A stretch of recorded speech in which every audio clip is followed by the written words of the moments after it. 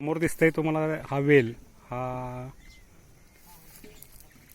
चांगुण्याचा वेल म्हणतात त्याला. हे मसाले पान जे खातो आपण त्यात जे पानं टाकलेली जातात ते हे चांगुणीचा पाला टाकला जातो बघा.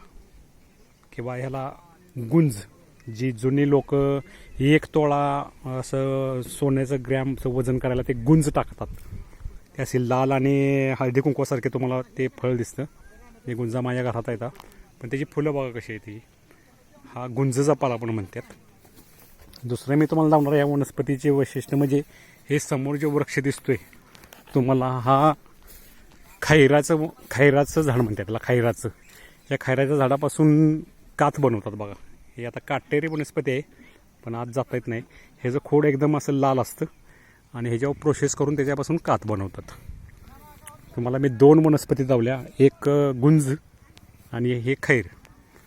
हे आमच्या हेनुर्ला दारा म्हणून आहे डोंगर एरिया, हा समोर दिसतोय तुम्हाला बघा. या नैसर्गिक वनस्पती, औषधी गुणधर्मी वनस्पती, हे ज्यांना माहिती आहे, निसर्गात फिरताना बऱ्याचशाच गोष्टींचं आपण ज्ञान पाहिजे.